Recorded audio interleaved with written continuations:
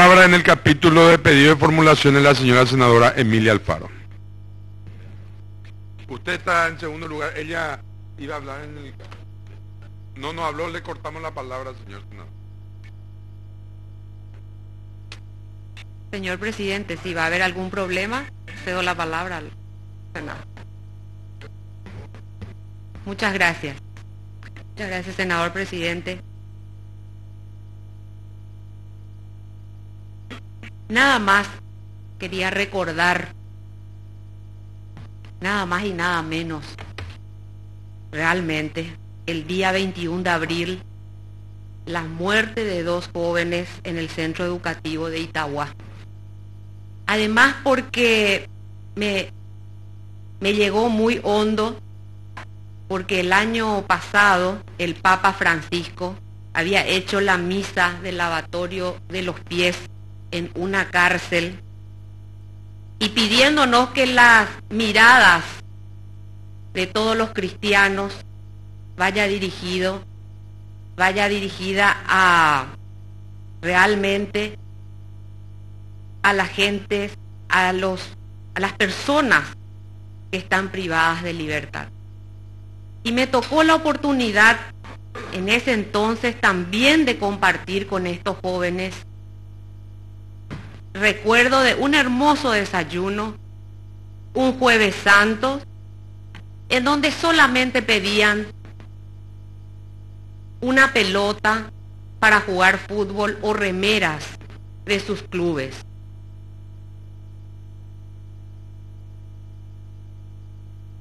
Estaban sorprendidos porque decía que era la primera vez que algunas autoridades iban a compartir con ellos.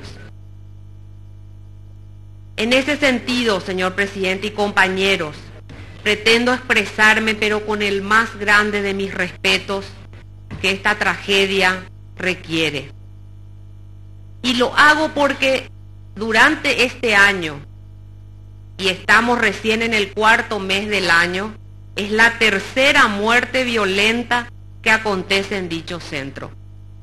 Y no me es posible, ni como madre, como ciudadana, como senadora, menos, mantenerme al margen de ello.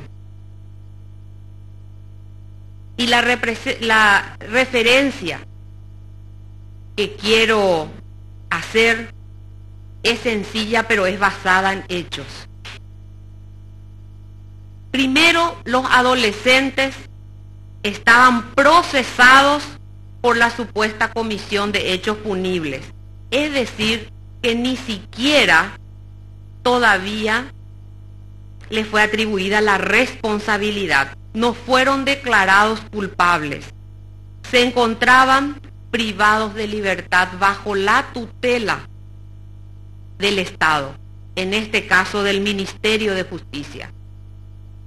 Segundo, ambos fallecieron por disparos de armas de fuego, escopeta calibre 12, según el médico forense, y dentro del predio del centro educativo, con orificios de ingreso e impacto de espalda y el cráneo.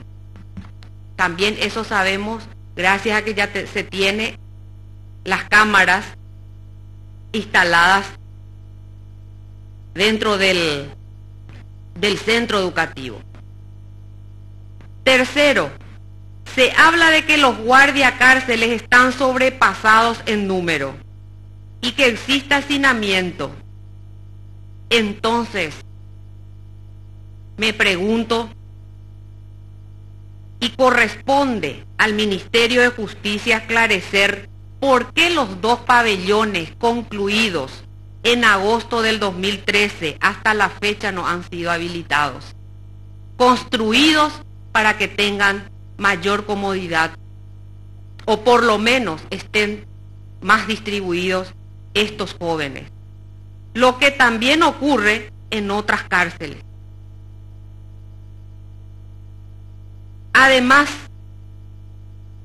teniendo un proyecto de construcción del nuevo centro educativo de Itagua, no se ha llamado a licitación cuando la licitación ya fue llamada, pero declarada desierta, y se tiene el proyecto terminado. Y el dinero es de fuente 30 proveniente de las multas por emisión de cheques sin fondo.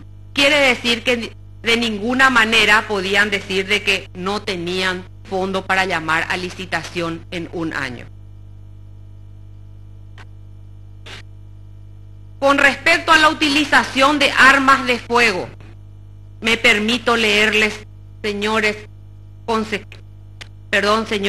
congresistas, señor presidente, las reglas de Naciones Unidas para protección de menores privados de libertad sobre limitaciones a la coerción física y del uso de la fuerza que dicen.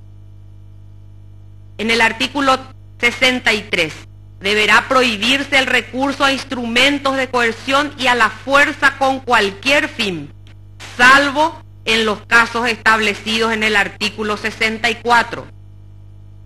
El artículo 64 dice, solo podrá hacerse uso de la fuerza o de instrumentos de coerción en casos excepcionales, cuando se hayan agotado y hayan fracasado todos los demás medios de control y solo de la forma expresamente autorizada y descrita por una ley o un reglamento.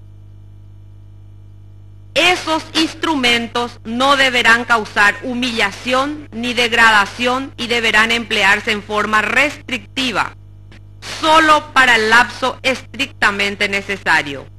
Por orden del director de la administración, podrán usarse esos instrumentos. Por orden del director de la administración podrán usarse esos instrumentos para impedir que el menor lesione a otros o a sí mismo o cause importantes daños materiales.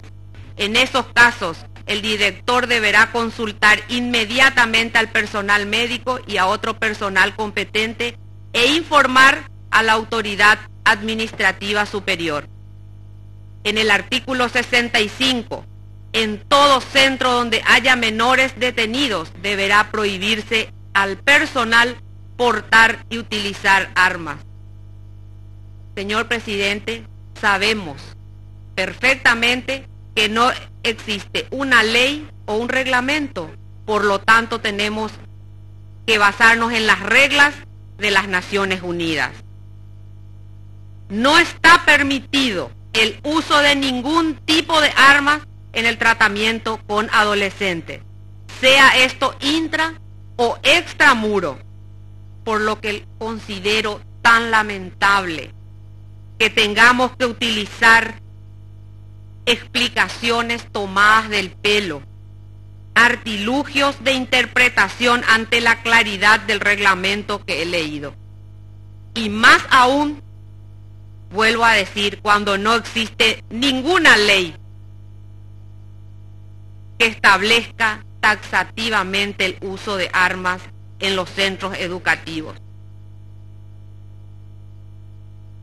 Asimismo, es inevitable visualizar la generación de responsabilidad internacional en el deceso de los adolescentes privados de libertad y bajo la responsabilidad del Ministerio de Justicia fue provocado por agentes del Estado pertenecientes a dicho ministerio.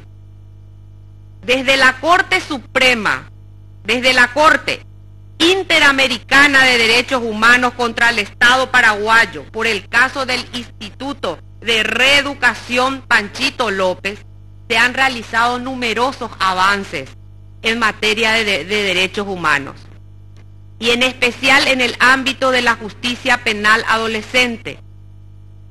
Pero hoy debemos admitir que nos encontramos ante un hecho que marca un terrible retroceso. De muchos años se vienen trabajando, no solamente el Estado, muchas ONGs trabajando para que Paraguay pueda solucionar, pueda salir de la lista de no cumplir los derechos humanos en las penitenciarías y sobre todo con adolescentes. La sentencia en el caso Panchito López tuvo su origen en los daños ocasionados por el incendio de ese lugar generado por la inoperancia y negligencia del Estado.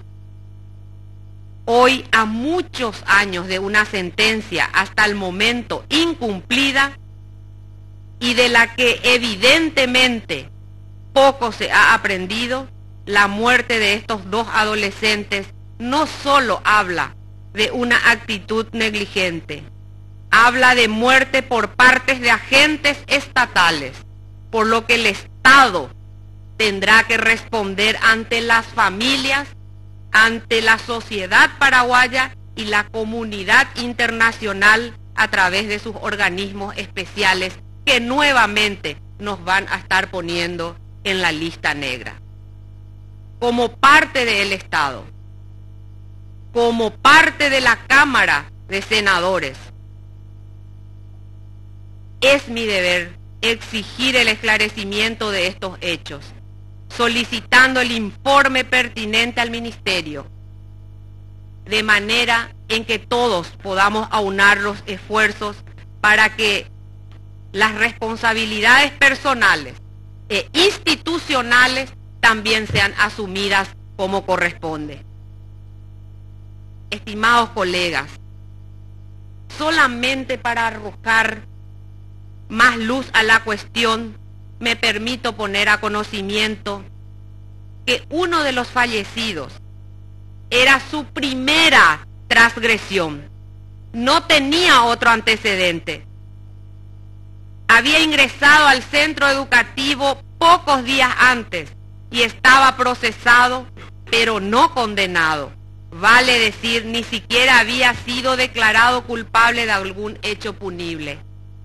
El otro adolescente estaba por salir en libertad. Según su propia familia, fue víctima de la droga. No pudo estudiar hasta el 3er grado, era sostén de su madre y 9 hermanos. Relato estos hechos, pero con mucho respeto, y me dirijo no solamente a los colegas, no solamente a los que están escuchando mi exposición, sino también a la prensa, también a las personas que a través de las redes dan sus opiniones condenando a estos adolescentes. Quiero pedir no perder, por favor, no perdamos la humanidad. No condenemos a muerte a adolescentes que crecieron en condiciones muy adversas, víctimas de la necesidad que muchas veces provienen de la falta de oportunidades. No podemos justificar las ejecuciones de personas por pertenecer a una franja social o porque en este caso circunstancialmente se encuentren privados de libertad. No busquemos justificar la pérdida de vidas y mucho menos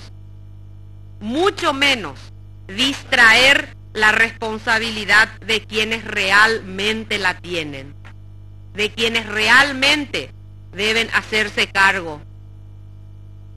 Nadie tiene el derecho de despreciar a otras personas y tomar la vida de nadie, menos aún desde la posición dominante en el Estado. Lo que estos adolescentes sufrieron, mucho más grave que cualquier hecho punible, pudo haber sido el de... Se le robó realmente el futuro, se le sacó la vida. Pudieron haber sido drogadictos, habrán hecho... Ellos tenían que pagar, defenderse, pagar su deuda con la sociedad, reconstruirse, pero no merecían las balas, no merecían este final. Y sobre todo, perder la vida bajo la mirada de la institución encargada de reinsertarlos. Por último, señor presidente, presento un pedido de informe sobre tabla para la institución responsable de aclarar el hecho, y también quiero rendir mis más sentidas condolencias a la familia de ambos adolescentes. Muchas gracias, señor presidente. Gracias, señores. A consideración, los que están de acuerdo sería levantar la mano, suficiente mayoría aprobada. Primer punto del orden del día.